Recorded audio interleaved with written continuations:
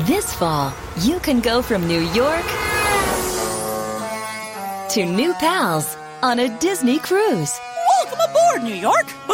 A magical vacation to Bermuda, Canada, or the Bahamas just got a lot closer. Disney Cruise Line. Sailing from New York this fall. Click the banner now for more magic. Welcome to the Brief History Podcast. I'm your host, Andrew Knight. You'll notice we took a short break for the summer, but we're back raring to go and with some really meaty, interesting topics. Thanks to Harry Edmondson, who is the sound producer, and he does our artwork also. Today the episode will be centered around the US immigration. We're going to look to give you the history behind the headlines.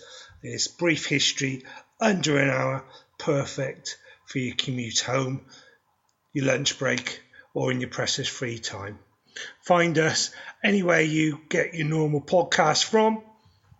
Please make sure you subscribe. That's the most important for us as a show to grow, our subscribers. If you subscribe, then you'll automatically download the episode when it's next available, or certainly most podcasts and listening devices will allow you to do that. Follow us on our social media also. That's Twitter, Facebook, Snapchat, and Instagram. We're at B History Podcast throughout there. Leave us a 5-star review and give us a rating, also 5-star. That'd be very much appreciated. We do thank anybody who's been in touch, contacted us, and we'll continue to talk to you guys when you get in contact. Thank you again.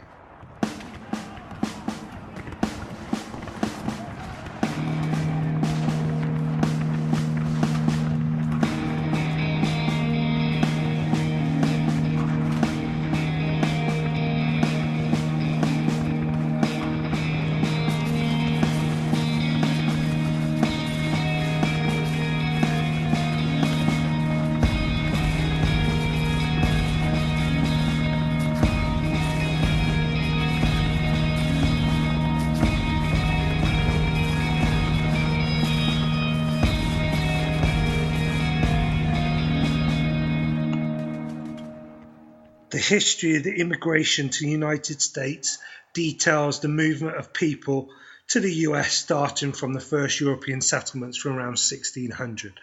Beginning at this time, British and other Europeans settled primarily on the East Coast. Later, Africans were imported as slaves. The United States experienced successive waves of immigration, particularly from Europe. Immigrants sometimes paid the cost of transoceanic transportation by becoming indentured servants after their arrival in the New World. Later, immigration rules became more restrictive. The end of numerical restriction occurred in 1965. Recently, cheap air travel increased immigration from Asia and Latin America. Attitudes towards new immigrants has cycled between favourable and hostile since the 1790s. You'll notice, as of present day, the Trump administration and the deportation and the splitting of families at the border and children taken away from their mothers has highlighted massively the problem the US has with immigration and how they deal with it. Whether you're conservative or democratic, you got your own views. It's far to say, though, that I don't think anybody would agree with the children being taken away. It's not necessarily evil. It's barbaric, and it must stop. I think both sides will also agree that overall reform needs to be made of the US immigration system. In 1607, the first successful English colony settled in Jamestown, Virginia. Once tobacco was found to be profitable, it was a cash crop. Many plantations were established along the Chesapeake Bay and in Virginia and Maryland. Thus began the first and the longest era of immigration, and lasted until the American Revolution in 1775. During this time, settlements grew from initial English toeholds from the New World to British America. It brought Northern European immigrants, primarily British, German and Dutch of extraction. The British ruled from the mid-17th century, and they were by far the largest group of arrivals remaining within the British Empire. Over 90% of early immigrants became farmers. Large numbers of young men and women came alone as indentured servants. Their passage was paid by employers in the colonies who needed help on the farms or in shops. Indentured servants were provided food, housing, clothes and training, but did not receive wages.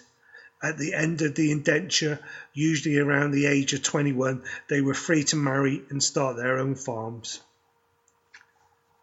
Seeking religious freedom in the New World, 100 English pilgrims established a small settlement near Plymouth, Massachusetts in 1620.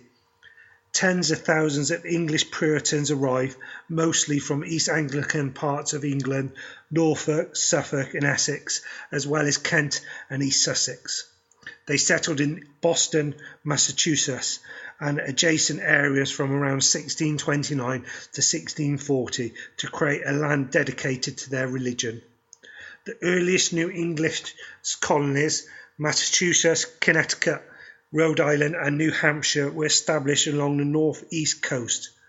Large-scale immigration to this region ended before 1700, though a small but steady trickle of later arrivals continued.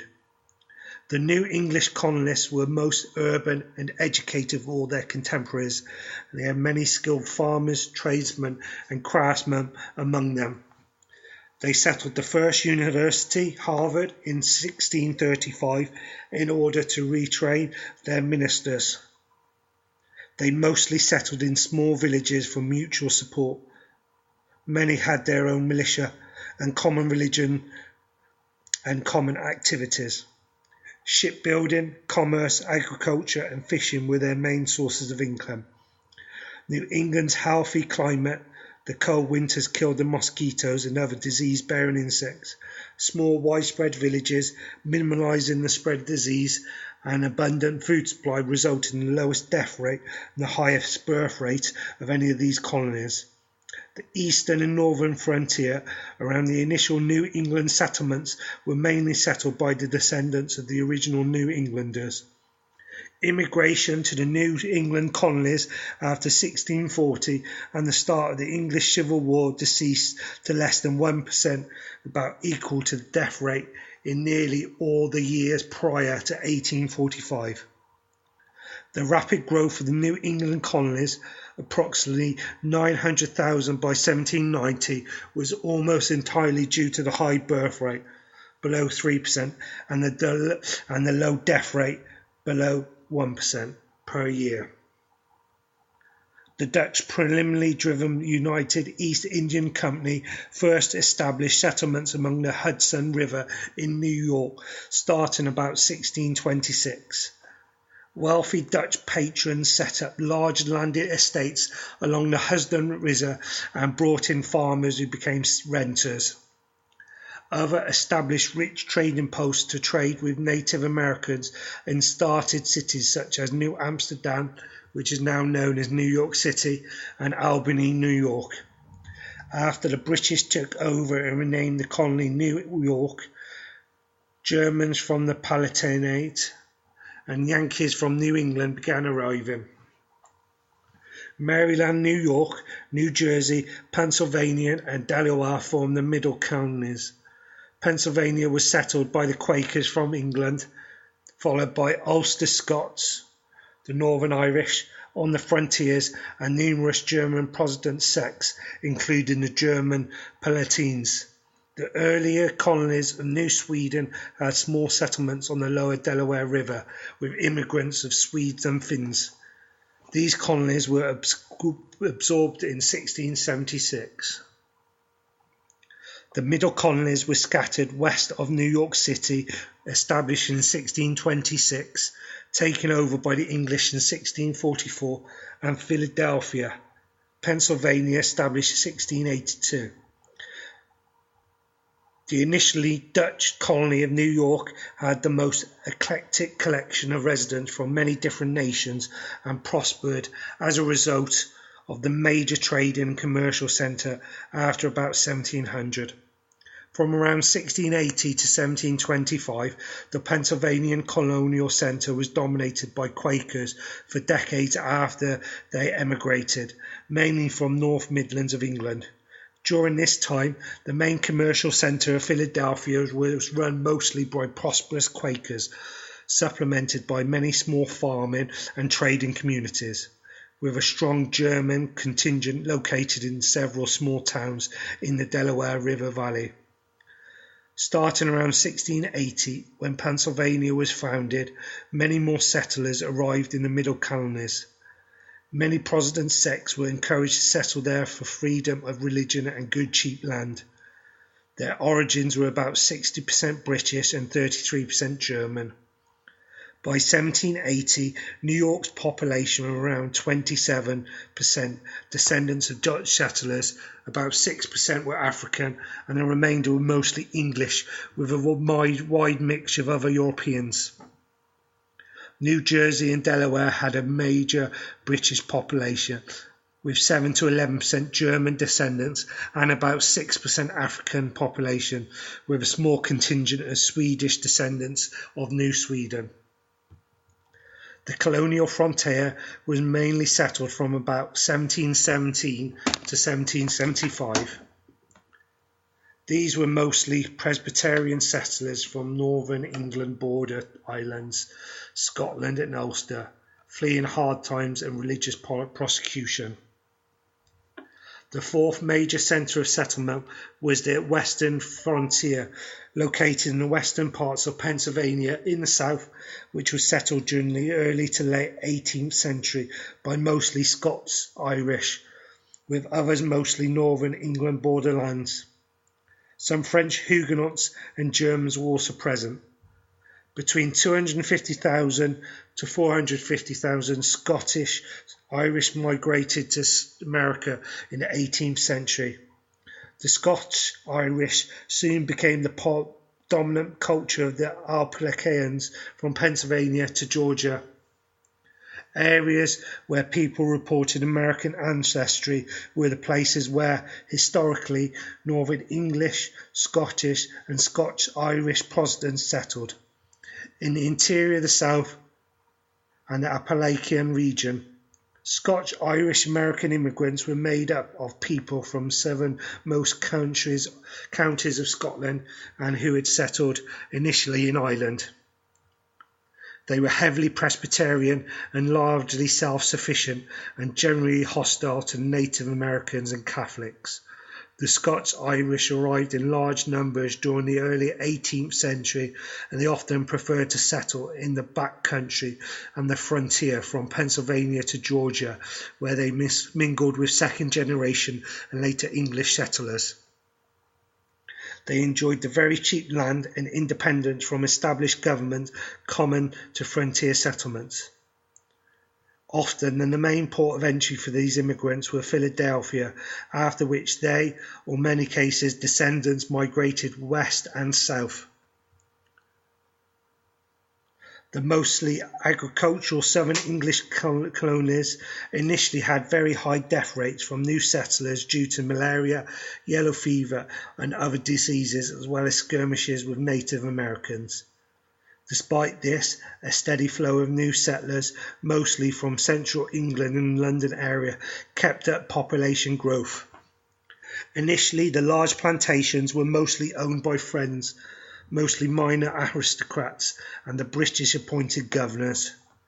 A group of Gaelic-speaking Scottish Highlanders created a settlement at Cape Fear in Northern Carolina, which remained culturally distinctive until the mid-18th century, at which point it was swallowed up by the dominant English origin culture. Many settlers arrived in indentured servants who had to work off their passage with 5 to 7 years of work for room and board, clothing and training, but no cash wages.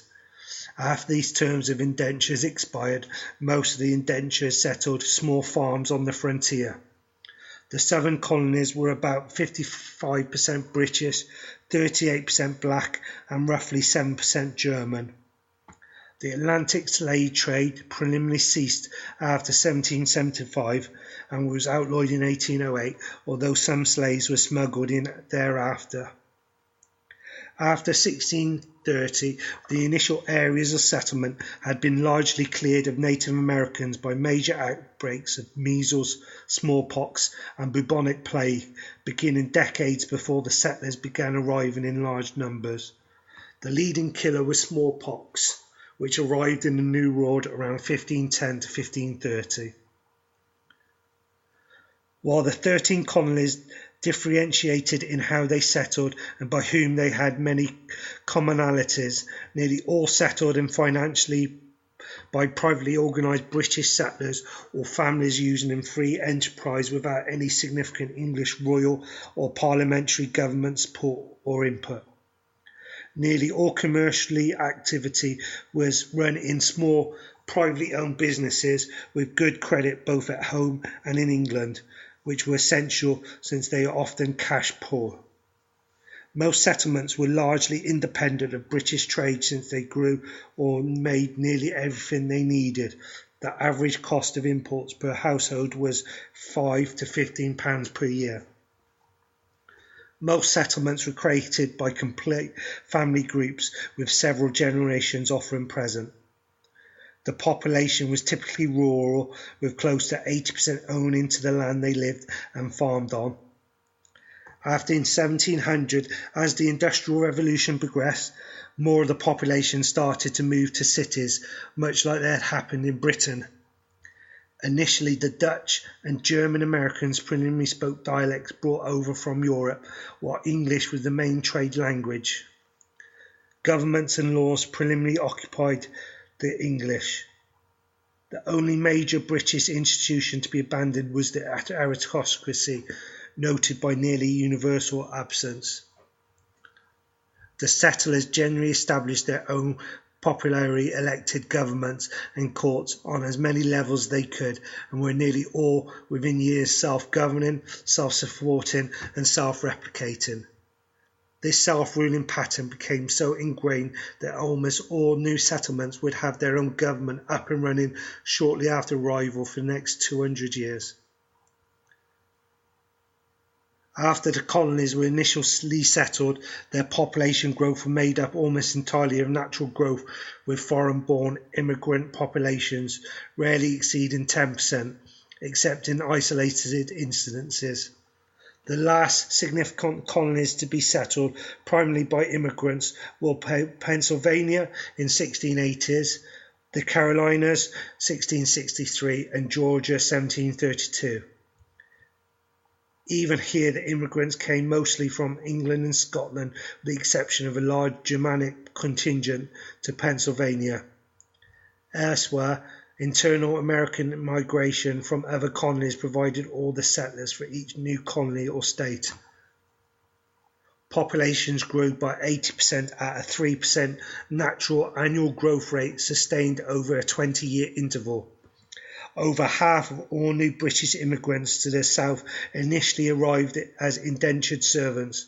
They were mostly poor young people who couldn't afford to work in England and couldn't afford passage to America. In addition, about 60,000 British convicts were transported to the new British colonies in Georgia in the 18th century. Most of these so-called convicts were guilty of being very poor and out of work.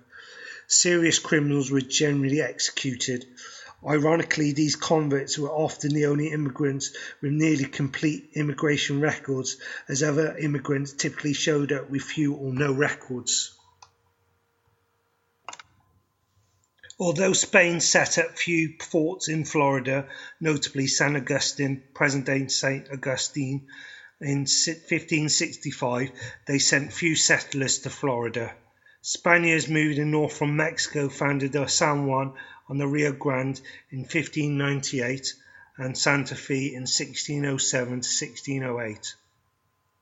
The settlers were forced to leave temporarily for 12 years, 1680 to 92, by Pablo revolt before returning. Spanish Texas lasted from 1690 to 1821, when Texas was governed as a colony which was separate from New Spain. In 1731, Canary Islanders arrived to establish San Antonio. The majority of the few hundred Texan and New Mexican colonizers in the Spanish colonial period were Spaniards and Criollos. California, New Mexico, and Arizona all had Spanish settlements. In 1781, Spanish settlers founded Los Angeles. At the time, they joined the U.S. Californios in California numbered about 10,000 and the Chicanos in Texas about 4,000. New Mexico had 47,000 Spanish settlers in 1842. Arizona was only thinly settled. However, not all these settlers were of European descent.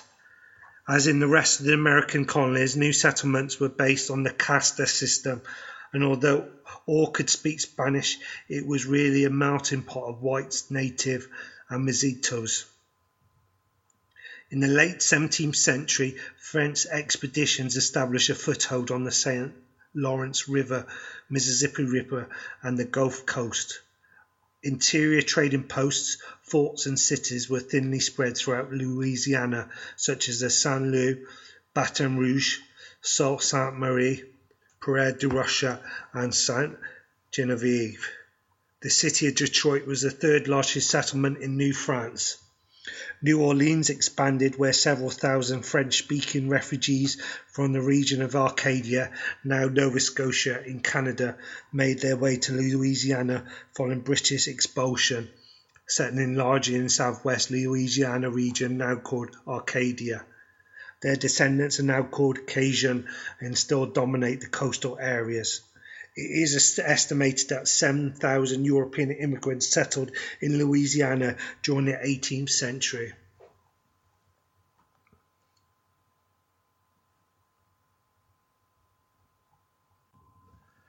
There was relatively little immigration from 1770 to 1830, while there was significant emigration from the US to Canada, including about 75 loyalists, as well as Germans and others looking for better farmland in what is now Ontario. Large-scale immigration resumed in the 1830s from Britain, Ireland, Germany, and other parts of Central Europe, as well as Scandinavia. Most were attracted by cheap farmland. Some were artisans and skilled factory workers attracted by the first stage of industrialization. The Irish Catholics were preliminary unskilled workers who built a majority of canals, railroads, settling in urban areas. Many Irish went to the emerging textile mill towns of northeast, while others became longshoremen in the growing Atlantic and Gulf port cities. Half the Germans headed to farms, especially in the Midwest, with some to Texas, while the other half became craftsmen in urban areas. Nativism took the form of political anti-Catholicism directed mostly at the Irish as well as Germans. It became important briefly in the mid-1850s in the guise of the Know Nothing Party. Most of the Catholics and German Lutherans became Democrats, and most of the other Protestants joined the new Republican Party. During the Civil War, ethnic communities deported and supported the war and produced large numbers of soldiers on both sides. Riots broke out in New York City and other Irish and German strongholds in 1863 when a draft was instituted, particularly in light of the provision exempting those who could afford payment. Based on available records, immigration totaled 8,385 in 1820, with immigration totals gradually increasing to 23,322 by the year 1830. For the 1820s decade, immigration more than doubled to 1,430. Despite And between 1831 and 1840, immigration more than quadrupled to a total of 599,000. These included about 207,000 Irish starting to immigrate in large numbers following Britain's easing of travel restrictions, and about 152,000 Germans, 76 British and 46,000 French, constituting the next largest immigration group of the decade.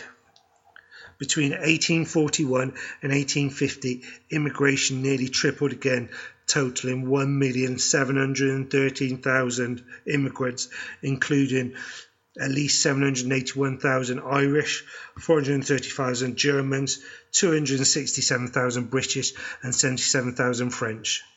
The Irish, driven by the potato famine of 1845 to 49, emigrated directly from their homeland to escape poverty and death. The failed revolutions of 1848 brought many intellectuals and activists to exile in the US. Bad times and poor conditions in Europe drove people out, while land, relatives and freedom, opportunities and jobs in the US lured them in. Starting in 1820, some federal records, including ship passenger lists, were kept for immigration purposes, and a gradual increase in immigration was recorded. More complete immigration records provided data on immigration after 1830. Though conducted since 1790, the census of 1850 was the first in which place of birth was asked specifically. The foreign-born population in the US likely reached its minimum around 1815 at approximately 100,000 or 1% of the population. By 1815, most of the immigrants who arrived before the American Revolution had died. There had been almost no new immigration thereafter. Nearly all population growth up to 1830 was by internal increase. Around 98% of the population was native born.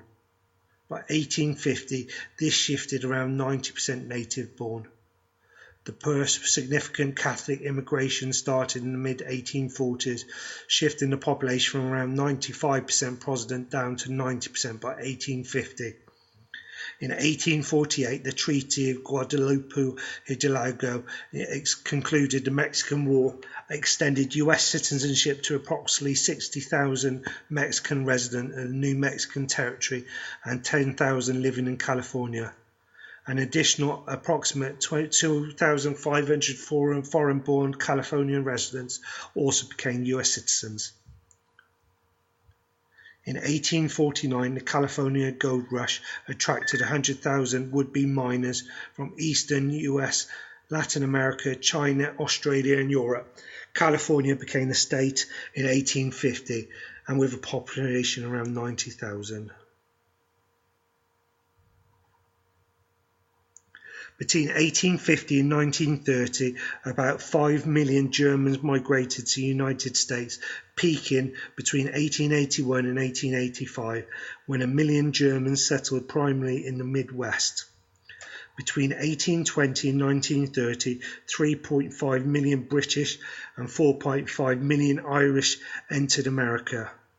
Between 1845, most Irish immigrants were Protestants. After 1845, Irish Catholics began arriving in large numbers, largely driven by the Great Famine.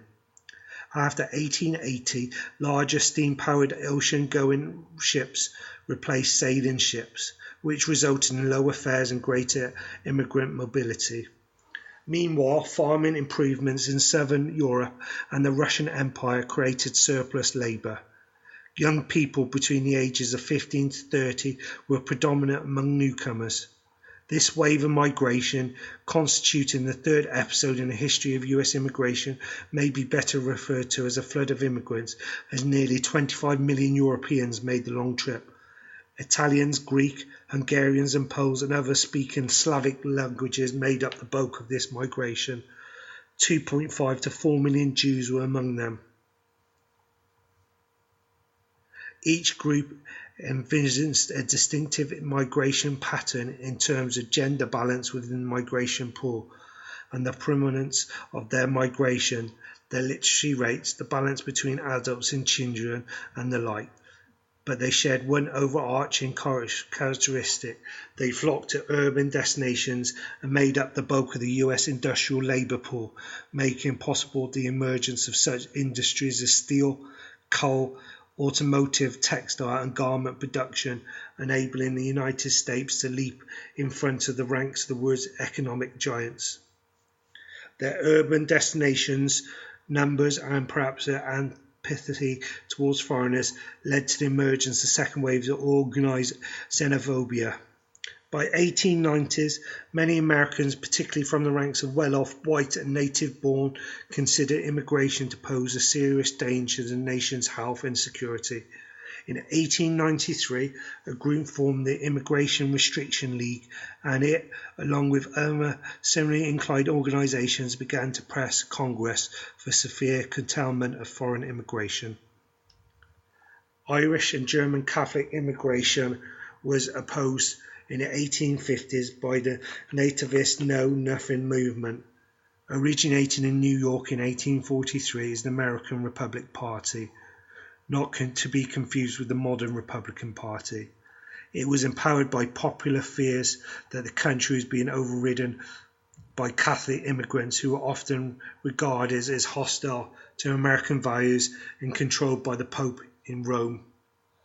Active mainly from 1854 to 56, it strove to curb immigration and neutralization, though its efforts met with little success.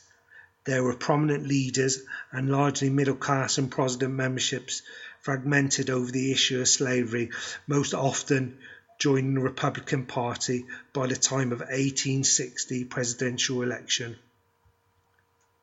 European immigrants joined the Union Army in large numbers, including 177,000 born in Germany and 144,000 born in Ireland. Many Germans could see the parallels between slavery and serfdom in the old fatherland. Between 1840 and 1930, about 900,000 French Canadians left Quebec in order to immigrate to the United States and settle mainly in New England. Considering the fact that the population of Quebec was only 892,061 in 1851, this was a massive exodus. 13.6 million Americans claimed to have French ancestry in the 1980 census. A large portion of them had ancestors who emigrated from French Canada, since immigration from France was low throughout the history of the United States. During the same period, almost 4 million other Canadians immigrated to the US. In New England states, 12% of the population can trace its ancestry back to Quebec, and 10% can trace its ancestry back to the maritime provinces. Shortly after the US Civil War, some states started to press their own immigration laws, which prompted the US Supreme Court to rule in 1875 that immigration was a federal responsibility. In 1875, the nation passed its first immigration law, the Page Act of 1875, also known as the Asian Exclusion Act, outlawing the importation of Asian contract laborers, any Asian women who would engage in prostitution, and all people considered to be convicts in their own countries. In 1882, Congress passed the Chinese Exclusion Act. By excluding all Chinese labourers from entering the country, the Chinese Exclusion Act severely curtailed the number of immigrants of Chinese descent allowed into the United States for 10 years. The law was renewed in 1892 and 1902. During this period, Chinese migrants illegally entered the United States through the loosely guarded US-Canadian border. Prior to the 1890s, the individual states, rather than the federal government, regulated immigration into the United States. The Immigration Act of 1891 established a Commissioner of Immigration in the Treasury Department. The Canadian Agreement of 1894 extended US immigration restriction to Canadian ports. The Dillingham Commission was set up by Congress in 1907 to investigate the effects of immigration to the country. The Commission's 40-volume analysis of the immigration during the previous 3 decades led to conclude that the major sources of immigration had shifted from Central, Northern and Eastern Europeans to Southern Europeans and Russians. It was, however, adapted to make generalizations about regional groups that were subjective and failed to differentiate between the distinctive cultural attributes. The 1910s marked the high point of Italian immigration to the United States. Over 10 million Italians migrated in these years, with a total of 5.3 million between 1880 and 1920. About half returned to Italy after working an average of 5 years in the US. About 1.5 million Swedes and Norwegians emigrated to the United States within this period due to the opportunity in America and poverty and religious oppression in the United Sweden, Norway. This accounted for around 20% of the total population of the kingdom at the time. They settled mainly in the Midwest, specifically Minnesota and Dakotas. Danes had comparably low immigration rates due to better economy. After the 1900s, many Danish immigrants were Mormon converts who moved to Utah. Over 2 million Central Europeans, mainly Catholics and Jews, immigrated between 1880 and 1924.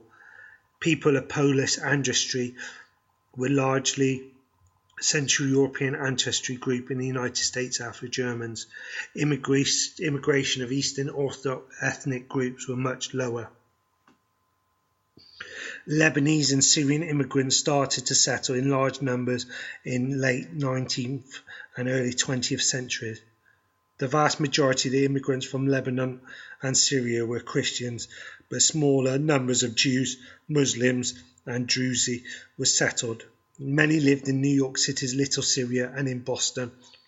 In the 1920s and 30s, a large number of these immigrants set out west, with Detroit becoming a large number of Middle Eastern immigrants, as well as many Midwestern areas where the Arabs worked as farmers.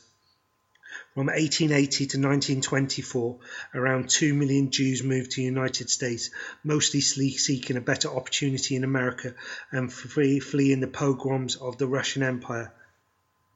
After 1934, Jews, along with any other above-quota immigration, was usually denied access to the United States. Congress passed a literacy requirement in 1917 to curb the influx of low-skilled immigrants from entering the country. Congress passed the Emergency Quota Act in 1921, followed by the Immigration Act of 1924, which was aimed at further restricting the Southern Europeans and Russians who had begun to enter the country in large numbers beginning in the 1890s. This ultimately resulted in precluding all extra immigration to the United States, including Jews fleeing Nazi German persecution. The Immigration Act of 1924 set quotas for European immigrants so that no more than 2% of the 1890 immigrant stocks were allowed into America. New immigration was a term from late 1880s that came from the influx of Catholic and Jewish immigrants from Italy and Russia, areas that previously sent out few immigrants. The majority of immigrants came through New York, thus making the Northeast a target of settlement. There was various efforts such as the Galveston movement to redirect immigrants to other ports and to disperse some of the settlement to other areas of the country. Nativists feared the new arrivals lacked the political and social and occupation skills needed to successfully assimilate into the American culture. This raised the issue of whether the US was still a melting pot or had just become a dumping ground, as many old stock Americans worried about negative effects on the economy, politics and culture. A major proposal was to impose a literacy test whereby applicants had to be able to read and write their own language before they were admitted. Restrictions proceeded piecemeal over the course of the late 19th and early 20th centuries, but immediately after the end of World War I, 1914 to 18, and into the early 1920s, Congress changed the nation's basic policy about immigration. the National Origins Formula of 1921 and its final form in 1924 not only restricted the number of immigrants who might enter the United States, but also assigned slots according to quotas based on national origins. A complicated piece of legislation, it essentially gave preference to immigrants from Central, North and Western Europe, severely limiting numbers from Russia and Southern Europe, and declared all potential immigrants from Asia unworthy of entry into the United States. The legislation excluded the Western Hemisphere from the quota system, and the 1920s ushered in the penultimate era of US immigration history. Immigrants could and did move quite freely from Mexico, the Caribbean, including Jamaica, Barbados and Haiti, and other parts of Central and Southern America.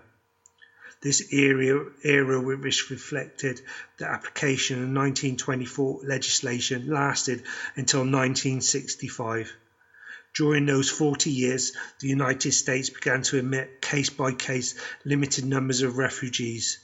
Jewish refugees from Nazi Germany before World War II, Jewish Holocaust survivors after the war, non-Jewish displaced persons fleeing communist rule in Central Europe and Russia, Hungarians seeking refuge after their failed uprising in 1946, and the Cubans after the 1960 revolution managed to find haven in the United States when their plight moved from collective consciousness of America, but the basic immigration law remained in place.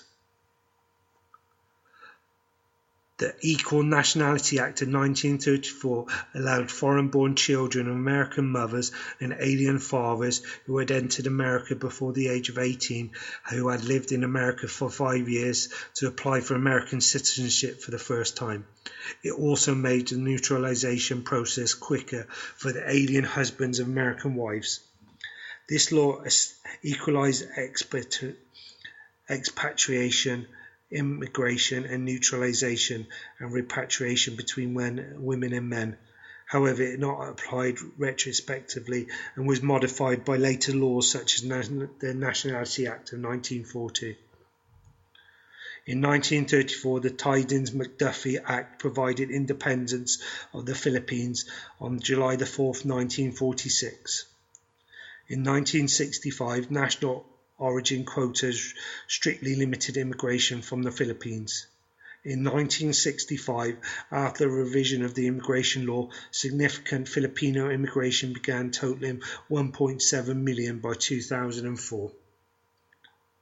In 1945, the War Brides Act allowed foreign-born wives of US citizens who had served in the US Armed Forces to migrate to the United States.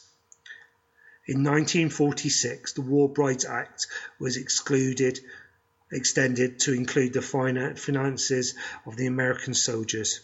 In 1946, the Lucy Keller Act extended the right to become naturalized citizens to those from the newly independent nation of the Philippines and to the Asian Indians, the immigration quota being set at 100 people per year per country.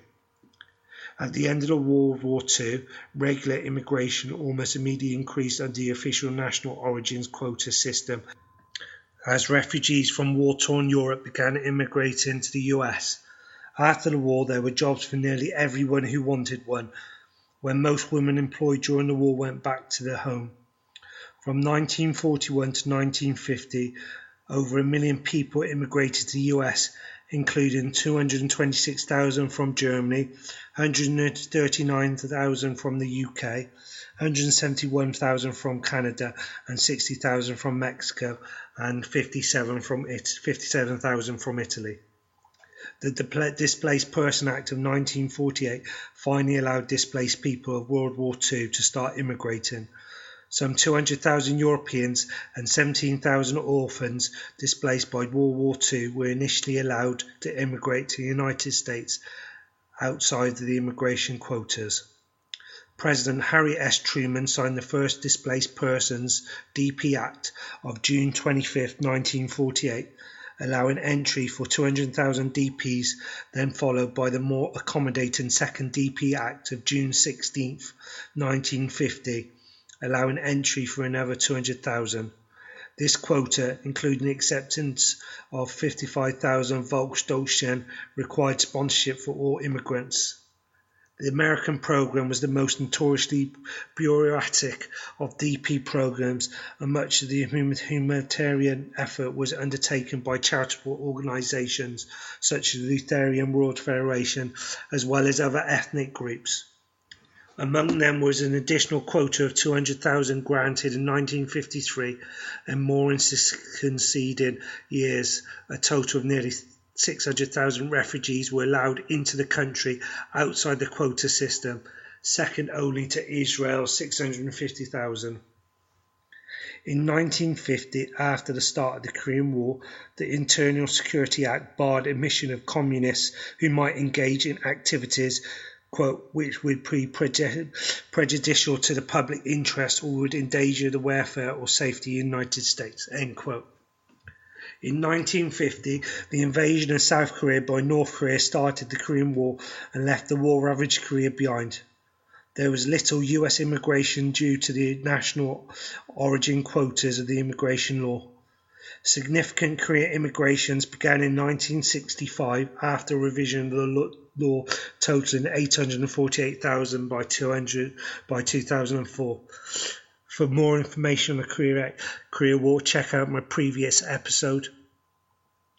Now, in 1959, the McCarran-Walker Immigration Act affirmed the national origins quota system of 1924 and limited total annual immigration to 1/6 of the population of the continental United States in 1920, or 1,750,455. This exempted the spouses and children of US citizens and people born in the Western Hemisphere from the quota. In 1953, the Refugee Relief Act extended refugee status to non-Europeans. In 1954, Operation Wetback forced the return of 1,000 illegal immigrants to Mexico. Between 1944 and 1954, the decade of the wetback, the number of illegal immigrants coming from Mexico increased by 6,000%. It is estimated that before Operation Wetback got underway, more than 1 million workers had crossed the Rio Grande illegally. Cheap labour displaced native agricultural workers, increased violation of labour laws, discrimination encouraged criminality and disease and illiteracy. According to a study conducted in 1950 by the President's Commission on Migratory Labour in Texas, the Rio Grande Valley cotton growers were paying approximately half the wages paid elsewhere in Texas. The United States Border Patrol, aided by municipal, county, state, federal authorities and the military, began a quasi-military operation of search and seizure of illegal immigrants. Fanning out from the lower Rio Grande Valley, Operation Wetback moved northward. Initial illegal immigrants were repatriated through Presidio because the Mexican city across the border, Ojinga, had rail connections to the interior Mexico by which workers could be quickly moved on to Durango. The forces used by the government were relatively small, perhaps no more than 700 men, but were augmented by Border Patrol officials who hoped to scare illegal workers into fleeing back to Mexico. Ships became a preferred mode of transport because they carried illegal workers farther from the border than buses, trucks or trains. It is difficult to estimate the number of illegal immigrants left due to the operation. Most left voluntarily. The INS claimed as many as 1.3 million, though the number officially apprehended did not come anywhere near this total. The program ultimately abandoned due to questions surrounding the ethics of the implementation. Citizens of Mexico descendants complained of police stopping all Mexican-looking people and utilizing extreme police state methods, including deportation of American-born children who were citizens by law. The failed 1956 Hungarian Revolution, before being crushed by the Soviets, forged a temporary hole in the Iron Curtain that allowed a burst of refugees to escape, bringing 245,000 new Hungarian families by 1960. From 1950 to 1960, the US had 2.5 million new immigrants, with 477,000 arriving from Germany, 185,000 from Italy, 52,000 new arrivals from Netherlands, 203,000 from the UK, 46,000 from Japan, and 300,000 from Mexico, with 377,000 from Canada. The 1959 Cuban Revolution, led by Fidel Castro, drove upper and middle classes to exile, with nearly 500,000 families emigrated to the US during the 1970s. This facilitated by the 1966 Cuban Adjustment Act, which gave permanent residential status to Cubans physically present in the United States for 1 year if they entered after the 1st of January 1959. Thanks for listening to this episode of the Brief History Podcast. I've been your host, Andrew Knight. This is on the US immigration history and Trump's war and the current crisis with families being ripped from their babies and deported back to their country. In the second episode, we'll talk about the Hart-Keller Act, the 1980s immigration since then, and arguments for and against on either side. We'll look at the Republican and the Democratic points of view. If you haven't already, please subscribe. It's most important. You'll get all your episodes notified when they're released. In most cases, downloaded straight for you. You don't have to do anything. They're ready for you to listen the next time you want to. So please subscribe to your listening device when you where you get your podcast from. We're on Apple and the other major podcast listening places. Please find us there. If you haven't already done so, give us a 5-star rating and a review. It's much appreciated. Please contact us, tell us what you think, give us ideas for our next episode. We're starting to run out of ideas, and we want to do episodes on what you want to hear, so please let us know. Find us on all the major social media outlets, that's Facebook, Twitter, Snapchat and Instagram. We're the B History Podcast. Like, follow, retweet, comment, friend, join the group, do what you normally do on the socials. Once again, thank you for listening to the podcast. This has been your Brief History Podcast. I'm Andrew Knight, your host. Harry Edmondson does the artwork, and he's the sound producer also. This is the Brief History Podcast. We give you the history behind the headlines, comprehensive history, under an hour, perfect for the commute home, on your lunch break or in your precious free time, or even when you're doing your chores. We're educate and entertain. See you next week.